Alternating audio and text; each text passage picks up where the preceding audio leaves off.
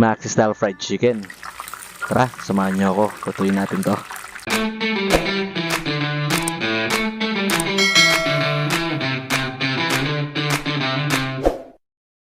So sa Maxi Style Fried Chicken, gagamit tayo ng isang buong manok. Maglalagay ako dito ng patis. Sunod naman ay paminta or ground black pepper. Ito nga pala optional lang kung meron lang kayo nito, chicken powder. Kung wala naman okay lang naman. Naglagay na rin pala ako dito ng dahon ng laurel. At para sa acidity, maglalagay ako ng kalamansi. Mga 2 piraso lang siguro. Then irarab na natin to sa buong manok. Make sure pati yung loob mararab din natin para at least pumasok din yung lasa dun sa loob. So pagkatapos nating irab yung chicken, ilalagay na natin to sa ating freezer. Within 12 to 24 hours siguro.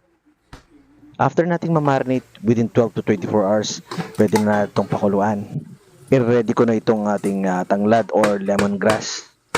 Meron ako ditong kaserola na may tubig na. Ilalagay ko na itong ating tanglad. Onion leeks or onion spring, kahit ano pwede.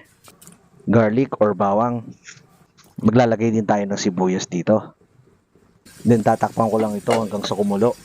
Nung medyo kumulo na, nilagay ko na itong ating manok. Naglagay din pala ako dito ng chicken cube para mas maging malasa itong ating fried chicken. At syempre, ang paminta o ground black pepper. Tatakpan lang natin to for about 20 to 30 minutes siguro. Check lang natin. So after 20 minutes, ito na itsura niya. Palagay ko pwede na to. Ilalagay lang natin sa malinis na lalagyanan at papu-cool down natin hanggang sa mawala yung init niya. Sa kadahilan gusto kong maging malutong itong ating balat ng manok, nilagay ko siya sa freezer ng mga siguro mga 1 hour lang siguro. So para evenly yung luto, pati yung loob maluluto, hinati ko siya sa gitna. Pwede naman buo kung meron kayong malaking lutuan or prituhan, pero maliit lang kasi sa akin. Kaya ako siya hinati. So may itong kaserola, lalagyan ko na ito ng mantika. So kapag mainit na yung mantika, pwede na natin ilagay itong ating kalahati ng manok. At dahil malakas yung apoy, galaw-galawin lang natin itong manok para hindi siya masunog kasi hindi naman siya naka-deep fry or naka-strainer fry. After 5 to 10 minutes, balik na rin naman natin at lutuin din natin yung skin side. So kapag golden brown na, check natin. Yun, golden brown na nga. So pwede nating aunin sa mantika. Nilagay ko lang ito sa may plato na may tissue para bumaba yung mantika. So yung kalahating natitira, same procedure lang rin kung paano natin niluto yung unang kalahati. So habang hinihintay natin yung other half ng chicken, magpe-prepare lang ako dito ng ating dipping sauce, which is itong banana ketchup.